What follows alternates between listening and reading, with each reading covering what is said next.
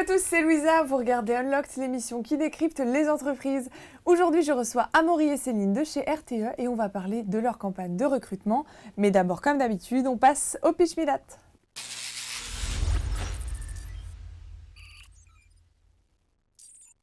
Bonjour Amaury, bonjour Céline. Bonjour Louisa. Bonjour. Ça va?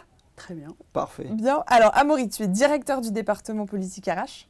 Exact. Et avec toi, tu n'es qu'une collègue, Céline. Et Céline, tu es responsable communication, marque employeur. Bon Céline, tu sais ce qui t'attend. Tu vas devoir nous pitcher RTE en 1 minute. Est-ce que tu es prête? C'est parti. Je lance le chrono. Donc, RTE est gestionnaire du réseau public de transport d'électricité. Donc pour faire très schématique sur le rôle qui est le nôtre, qui n'est pas très connu, ou pas toujours très connu. En gros, on a des producteurs en France d'électricité. Électricité qui est de toute nature, nucléaire et de plus en plus issue de sources de production renouvelables. Donc on raccorde ces producteurs, on transporte cette électricité à haute et très haute tension sur notre réseau. Et puis on la délivre auprès de distributeurs qui peuvent être divers et variés et lesquels délivrent directement chez les particuliers cette électricité. Et les PME, PMI, donc on a un rôle absolument essentiel dans ce qu'on appelle le système électrique, puisque on a coutume de dire chez nous que sans RTE, finalement, il n'y a pas vraiment d'électricité. En France et en Europe, on y reviendra parce que ça dépasse les frontières de la France.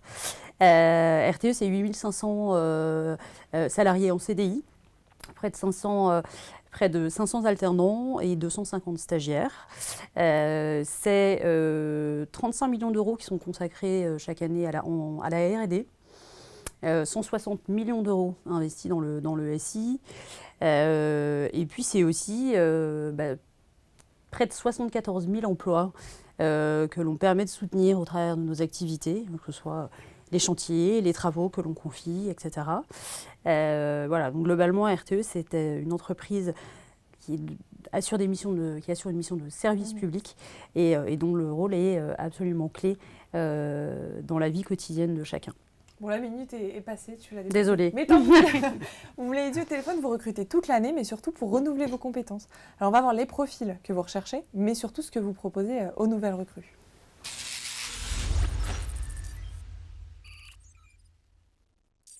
Alors aujourd'hui, quels sont les profils que vous recherchez? Vous recherchez plutôt des profils types ou des diplômes en particulier?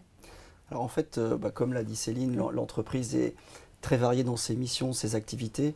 Et donc on a la chance à RTE d'être sur un panel très large de métiers. Donc on cherche à la fois à recruter des profils Bac+5 ou au-dessus, que ce soit dans le domaine technique, que ce soit dans le domaine de la gestion de projet, que ce soit dans le domaine commercial, le domaine de la gestion, donc toutes les fonctions corporate, toutes les fonctions techniques.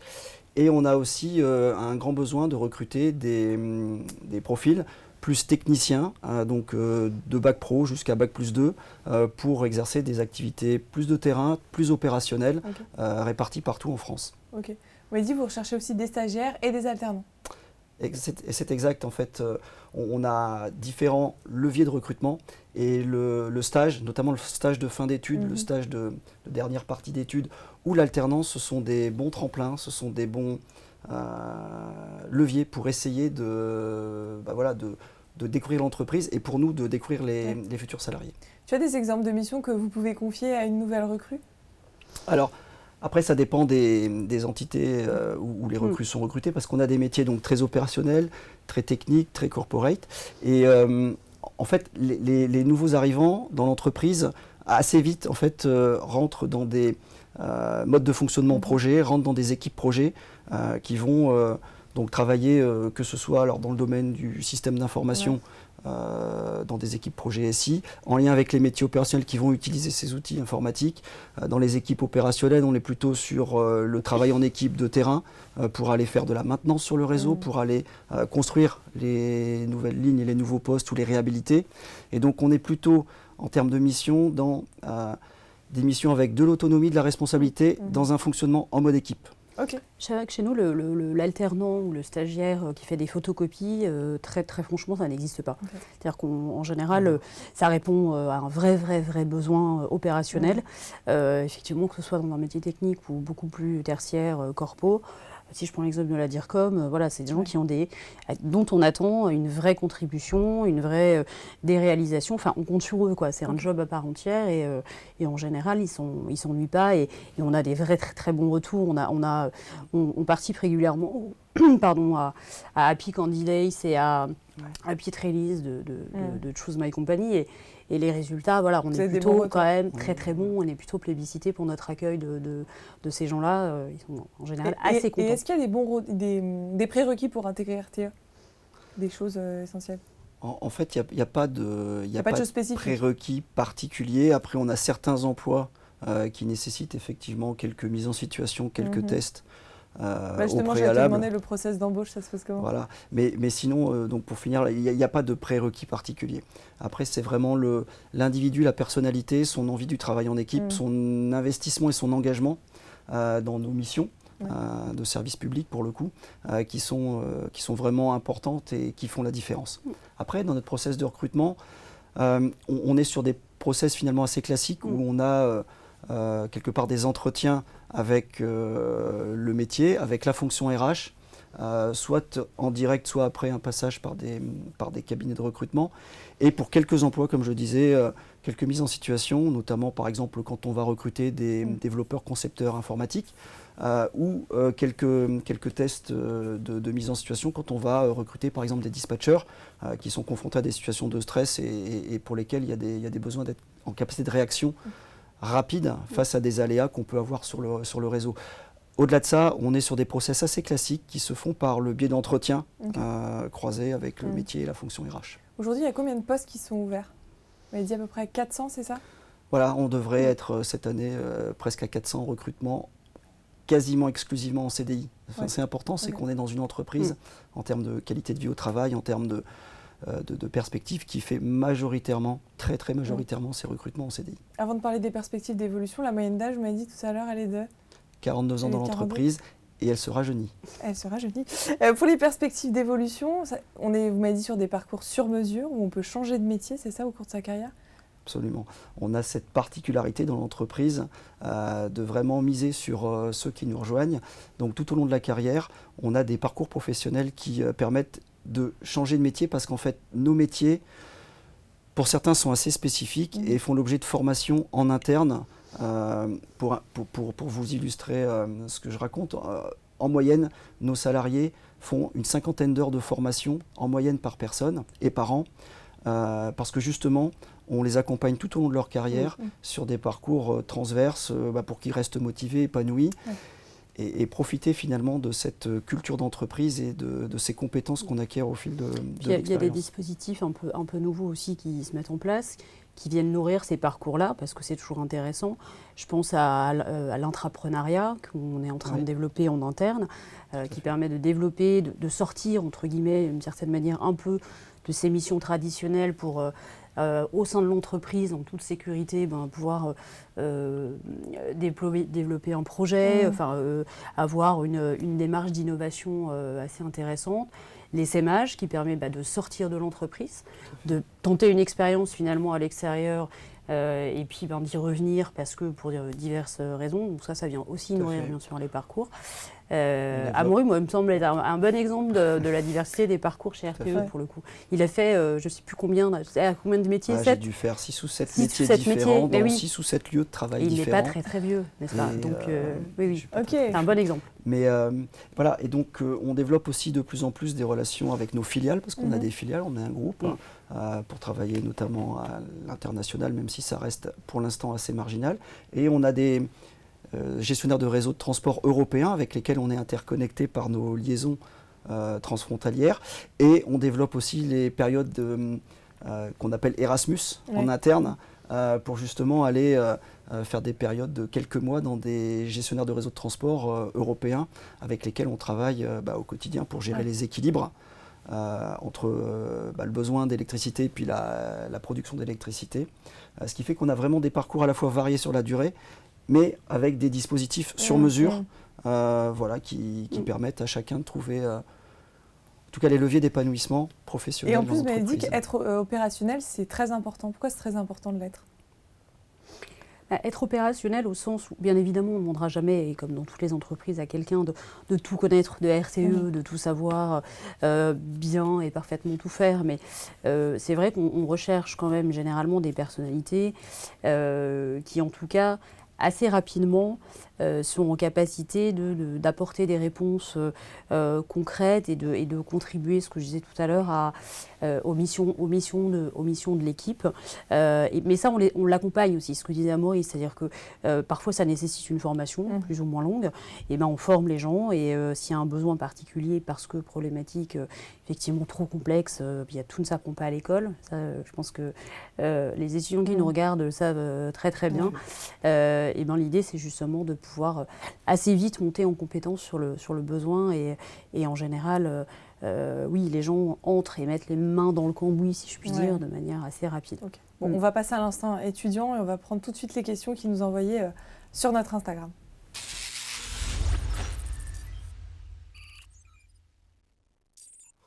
Alors, on prend la première question d'Asia qui vous demande pourquoi intégrer votre entreprise et pas une autre. Parce que c'est la meilleure. Parce que c'est la meilleure. Quelle question. Parce qu'en fait, dans notre entreprise, on a à la fois en fait une mission de service public qu'on exerce, et donc en fait nos activités en fait sont directement liées à ce produit électricité qui est vital. Donc le premier point, c'est quand on rentre chez RTE, on travaille. On sait pourquoi. Voilà, pour une mission qui est d'intérêt général, et donc il y a beaucoup de sens à travailler dans l'entreprise. Deuxièmement, en fait, l'entreprise, elle accompagne les salariés tout au long de leur carrière, et donc elle va offrir des parcours diversifiés. Et c'est vrai que dans certaines autres entreprises, il faut changer d'entreprise pour finalement pouvoir rebondir ou trouver son bonheur professionnel. Chez nous, on permet d'accompagner les salariés, quelque part on les fait grandir, on les fait s'épanouir en changeant de métier, voire en changeant de région pour ceux qui le souhaitent, et en les accompagnant par la formation professionnelle. Donc, et troisièmement, quelque part, c'est une entreprise où il fait bon vivre, où on travaille en équipe, en mode projet de plus en plus, avec quelque part des modes de travail qui sont modernes, qui sont sympathiques et qui sont motivants. Ok. On prend la deuxième question. Maxime vous demande justement, quelle ambiance de travail au sein de RTE? Voilà, comme dans ce studio et comme ici en fait. L'ambiance, elle est RTE, c'est un peu à la fois, ce que je vais dire peut faire peur et à la fois rassurer. À la fois, il y a des valeurs très très fortes chez RTE qui sont tirées par ces missions de service public. Très clairement, c'est vraiment un socle autour duquel tous les salariés se retrouvent. Voilà, on ne vient pas chez RTE comme on va travailler chez, je vais citer personne, mais dans une entreprise qui fait du business. C'est pas notre esprit, c'est pas notre culture. Donc, est-ce que tu veux me redonner la question? Bien sûr. Quelle est l'ambiance de travail? Donc l'ambiance, elle est beaucoup tirée par l'équipe, son fonctionnement. Alors elle est, j'ai envie de dire, bonne. Oui, on l'espère partout, bien évidemment. Est-ce que vous travaillez toujours avec la même équipe ou ça peut être non, ça peut tourner. Varier. Le mode projet se développe. Très très largement aujourd'hui. Il y a très très peu de postes solitaires chez RTE. En fait, l'entreprise aujourd'hui, elle est au cœur de la transition énergétique. On est en train effectivement de complètement se réinventer, parce qu'aujourd'hui les modes de production changent complètement, donc les lieux de production changent complètement. On est sur de la production énergie renouvelable de plus en plus, qui est volatile, donc on a besoin de réinventer des métiers nouveaux. Parce que voilà, on ne prévoit pas à l'avance les modes de production comme ça pouvait être le cas par le passé avec les groupes de production thermique. Et donc ce contexte de transformation, et on est un acteur indispensable à cette transition énergétique, nous amène à nous re-questionner. Et donc on est en permanence en train d'ouvrir de nouveaux projets, en train de travailler sur le réseau existant également pour le rendre plus performant. Et donc toutes ces activités qui sont nouvelles, où qu'on soit placé dans l'entreprise, finalement, ça amène des modes d'organisation nouveaux, ça amène des politiques techniques nouvelles, ça amène des gestes professionnels nouveaux. Quand on rajoute à tout ça la numérisation, la digitalisation des process, même des équipements qu'on a sur notre réseau de transport d'électricité, ça fait qu'on est dans une dynamique professionnelle qui se renouvelle en permanence. Et on est au cœur de tout ça aujourd'hui. Donc c'est vrai que ça amène aussi une ambiance un peu particulière dans l'entreprise. Et justement, Marwan vous demande, quelle est votre vision du réseau électrique du futur? Alors, Vas-y, je t'en prie. En fait, c'est un réseau beaucoup plus intelligent qu'aujourd'hui. Alors, on verra peut-être pas forcément beaucoup sur les lignes électriques et les postes électriques qu'on peut voir dans nos campagnes d'évolution, sauf à y regarder de plus près, mais qui sera de plus en plus équipé avec des capteurs, avec des appareils qui vont nous permettre en fait de l'exploiter, de le conduire, de le maintenir de plus en plus de façon moderne, de façon précise, de finalement faire un peu comme on le fait sur nos parcours professionnels, du sur-mesure, et de l'adapter et de le rendre de plus en plus moderne dans son exploitation, même si ça ne se verra pas forcément beaucoup de l'extérieur. Alban vous demande, proposez-vous des stages à partir de janvier 2020 ? Oui, des stages, on en propose, pour être très clair, toute l'année. À la DIRCOM, on en cherche, par exemple. Voilà, petit message personnel. Oui, des stages, c'est à peu près toute l'année.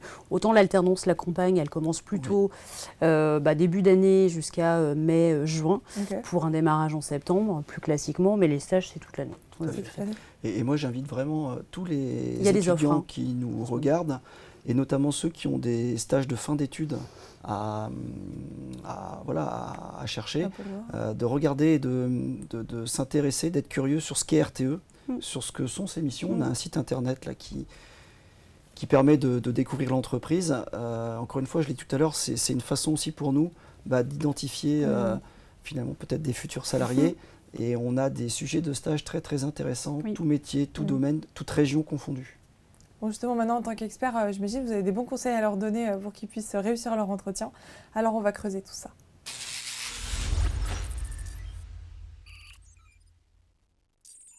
Bon, tu me l'as dit tout à l'heure, vous recherchez des profils atypiques. Mais quels sont les soft skills qu'il faut mettre en avant durant l'entretien ? Alors, moi, ce que je pourrais donner comme conseil, alors sur les soft skills, juste pour vous donner l'image de notre entreprise, on a un projet d'entreprise en cours. Les valeurs, c'est l'audace, la transparence, la solidarité. Donc quelque part, si ces valeurs-là sont des valeurs dans lesquelles vous vous retrouvez, je pense qu'il peut y avoir un intérêt à venir chez nous et à venir en les incarnant, ces valeurs. Donc en entretien, les conseils, c'est être naturel, décontracté comme on l'est là, et être transparent, audacieux. Ça passe par quoi justement cette transparence ? Voilà, c'est clairement exprimer le parcours, les appétences qu'on peut avoir, ce que l'on recherche vraiment. Pas chercher finalement à coller forcément à ce qu'on pense être les attendus de l'entreprise, mais être soi-même, être vrai, être transparent. Et puis voilà, faire en sorte que nous, quand on est dans le recrutement, on puisse percevoir la petite étincelle et la petite chose qui fera qu'on différenciera finalement un profil par rapport à un autre, sachant qu'on a maintenant des CV qui sont souvent des stéréotypes de CV. Tout le monde a des bons CV finalement. Ce qui fait la différence, c'est la façon dont on incarne et dont on porte ses convictions et ses envies en entretien. Tu mets combien de temps à lire un CV ? Ça se lit en diagonale en 30 secondes. 30 secondes. Vous attendez une lettre de motivation ou pas du tout ? Ça dépend, pour être très clair. Ça dépend, là je peux témoigner parce que j'accompagne beaucoup la RH sur un projet de recrutement qui a pas mal occupé les équipes autour du SI, parce qu'on a eu un gros projet de recrutement de concepteurs-développeurs et d'experts RSI, des architectes, des spécialistes en cybersécurité, et on va continuer à en embaucher très clairement. Mais bon, disons qu'il y a eu une grosse vague autour de ce métier-là, et on a tenté des choses très clairement où on était plutôt juste, j'envoie un mail. Très clairement, j'ai vu une offre, j'envoie un mail et nous on fait le pari de vous recevoir sur la base de ce que vient de dire Amaury, c'est-à-dire sur la motivation que j'ai réussi à faire transparaître. Alors bien évidemment, on ne va pas se mentir, il faut quand même quelques compétences. On n'embauche pas non plus tout le monde, mais voilà, on est tout à fait capable de se mettre dans ces modalités beaucoup plus souples de recrutement quand il y a des besoins, et puis parce qu'on se rend compte que voilà, des fois on a des très très belles découvertes, bien évidemment. Tu parles de compétences, c'est-à-dire qu'il y a des hard skills sur lesquels vous vous arrêtez en particulier ? Je pense que sur certains métiers, on ne va pas se mentir, oui, il y a quand même des compétences de base. Tout à fait. Enfin, on a certains dans les métiers types de techniques, métiers, notamment qui nécessitent des compétences en électrotechnique, en télécom, en automatisme. Bon, voilà, sur ces métiers-là, effectivement, il faut avoir des prérequis, il faut avoir fait des formations qui sont compatibles, sans forcément chercher l'expertise. Après, sur d'autres métiers, on est beaucoup plus ouvert, et l'expérience, parce qu'on ne recrute pas que des jeunes étudiants qui terminent leurs études, on recrute aussi des jeunes avec une première expérience, voire des salariés beaucoup plus expérimentés. Après, ce qui compte aussi pour cette partie-là des recrutements, c'est l'expérience, justement. Et quelque part, on peut avoir, encore une fois, des diplômes qui peuvent être très généralistes ou même parfois pas en lien avec finalement nos métiers, mais avoir une expérience qui a permis de développer des hard skills ou des soft skills qui sont celles qu'on recherche. Donc vraiment, il faut partir du principe que si les offres d'emploi intéressent et si on est en phase avec soi-même et qu'on est juste et transparent, et si les offres intéressent, eh ben, il faut faire acte de candidature par tous les moyens qui sont possibles. Il nous reste 3 minutes ensemble, ça va être à vous de les convaincre de vous rejoindre. On passe à la dernière rubrique.